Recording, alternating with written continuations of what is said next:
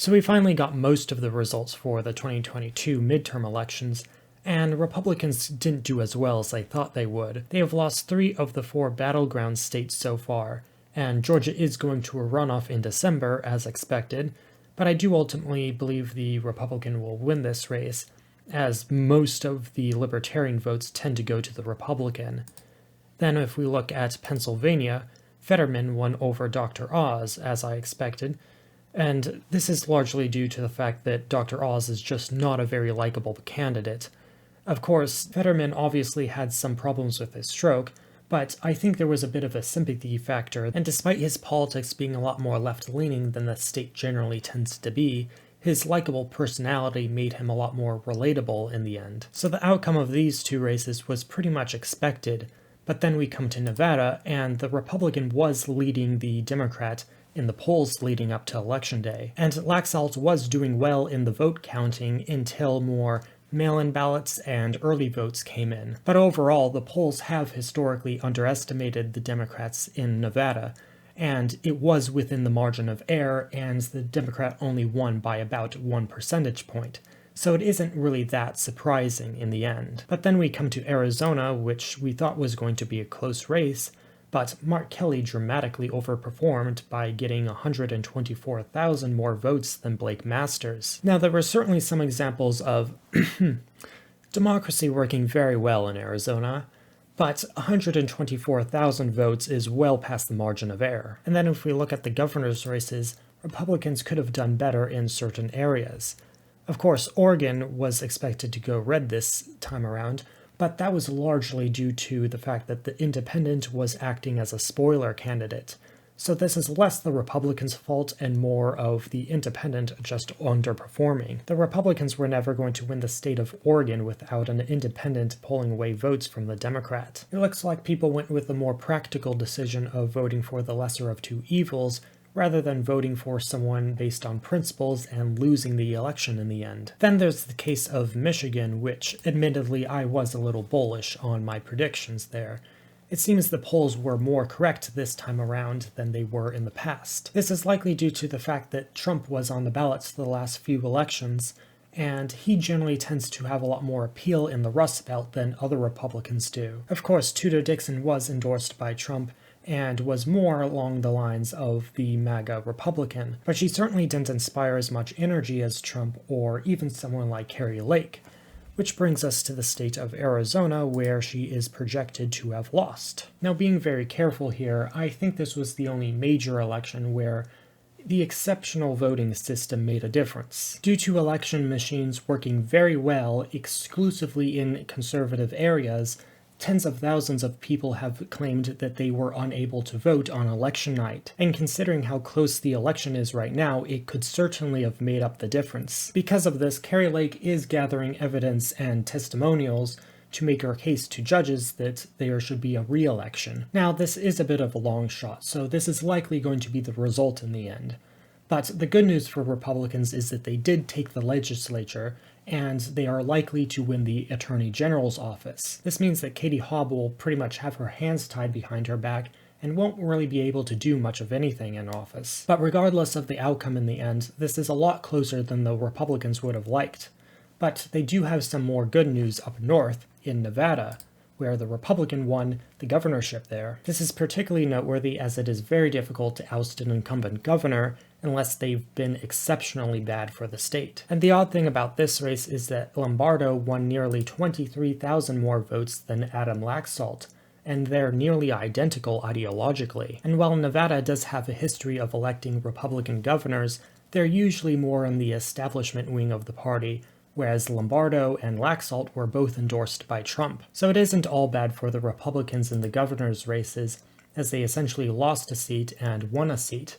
Of course, the Democrats did pick up 2 other seats, but those were like Maryland and Massachusetts, and the Republican governors there were basically just technocrats, and their term limits were up. Another piece of good news for Republicans is that they did take the House in the end, albeit by a much smaller margin than they would have liked. It's expected they'll have about 221 to 223 seats in the end, and looking at some of the specific races that are still left out there, you have Lauren Boebert's seat, who is in a very tight race, but this is going to go to a recount, so it's going to be a while until we figure out who wins this race.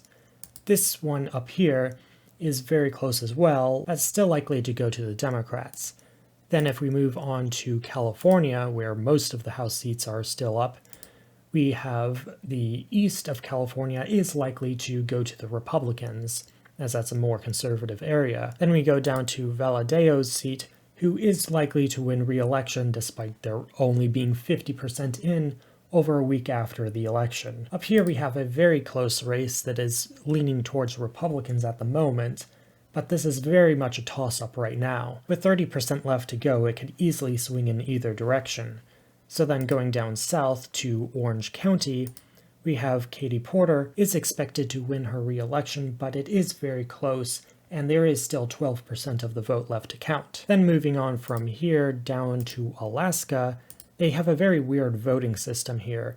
It would seem like the Democrat is going to win this race, but they have a ranked choice voting system where if no one gets 50% plus 1, then the candidate with the least votes gets eliminated, and their second choice of votes gets distributed between the remaining candidates. This happens until someone gets a majority, and considering that the Democrat still has 2% left to go, Sarah Palin is likely to win in the end, because the Libertarian and Republican second choice is very likely to be another Republican. So if Republicans do win all 5 of those red-leaning districts, that would bring them to 223. With that said, they were hoping to get closer to 235 to 240. Perhaps that was wishful thinking on their part, but a lot of these races came down to less than a single percentage point. There's a lot of finger-pointing as to who's to blame here, but the entire establishment is blaming Trump, calling him Trumpty Dumpty here. But all he did was endorse some people, and I guarantee you, no one aside from people with Trump derangement syndrome was thinking about him when they went into the voting booths. Plus, this narrative that Trump was responsible for the disastrous election results came in before the election actually looked all that bad for Republicans. Late on election night and early the next day, people were already talking about how candidate quality matters, which is basically just a way to say that you should only vote for establishment candidates. But at that point, it still looked like Republicans were going to take the Senate and win the governor's seat in Arizona. So this was clearly a pre-planned messaging campaign for the establishment to try to take back control of the party. Plus, when an election comes down to less than a percentage point, which many of them did this election cycle, the problem isn't the candidate or their policies, it's pretty much just logistics at that point. There's really 2 major problems here. Number 1 is that Republicans are dedicated to only voting on election night, whereas Democrats can vote for a full month and sometimes 2 months. That is not a recipe for success. You might not like the rules as they are right now, but you have to play by the game in order to win, and when you win, you can then change the rules. So solution number 1 is to have a get-out-the-vote effort prior to election day. The other major problem is campaign finance distribution, because the Democrats outraised the Republicans in all of the major races. 4 of their top 5 candidates were in competitive races, whereas Republicans' top-funded candidate was Tim Scott, the senator from South Carolina, who won his seat by 63%. The next highest funded candidate was Marco Rubio, who won his seat by 57%. They did fund Dr. Oz to a reasonable degree, but he was the only establishment candidate of the 4 toss-up races in the Senate. If we go to the next page, the next Republican candidate is John Kennedy, the senator from Louisiana, who basically ran unopposed. Then we have Herschel Walker, which is a competitive race, but he's nearly 90 million behind his Democratic opponent. Then we have Ron Johnson, which was a semi-competitive race, but was pretty safe in the end. Then we have Rand Paul, which was not competitive in the slightest. Then Dave McCormick, which was actually a primary competitor to Dr. Oz, and he essentially got half the amount of funding just in the primaries alone. And then comes Jim Layman, which was a primary opponent of Blake Masters, running for the Senate seat in Arizona. And notice how you haven't seen him on this chart yet. Then moving on, we have Michael Gibbons, then Smiley Tiffany, and then finally Adam Laxalt, with about 15.8 million compared to his Democratic opponent, who had 54.5 million, practically 40 million more than Adam Laxalt. Then came Todd Young, then J.D. Vance, which was pretty safe in the end, then Theodore Budd, then John Thune, and then Blake Masters at $12.2 million. This is compared to Mark Kelly's nearly $82 million, nearly $70 million more than Blake Masters. And yes, this means they spent more than $7 million more on his primary opponent than they did on him in the general election. Whether you like it or not, money matters in politics. If people get bombarded with ads and you have low name recognition, you're not going to do so well. A lack of funds also means a weaker outreach and get out the vote operation. But the GOP knows this. They just wanted to sabotage anti-establishment candidates, so when they lose, they can blame Trump and solidify the uniparty's control. And to defeat Trump, they need an alternative that people will vote for, which is why they spent nearly $200 million on DeSantis' re-election campaign. This was the most amount of money spent on any governor's race in history, and it was nowhere near competitive. DeSantis was always going to win in the end. This wasn't just to dry up resources for candidates in actual competitive races, and it wasn't just to run up the score on his election victory. No, there's still $90 million left over for, let's say, a presidential run. People who favor DeSantis over Trump need to realize, well, several things.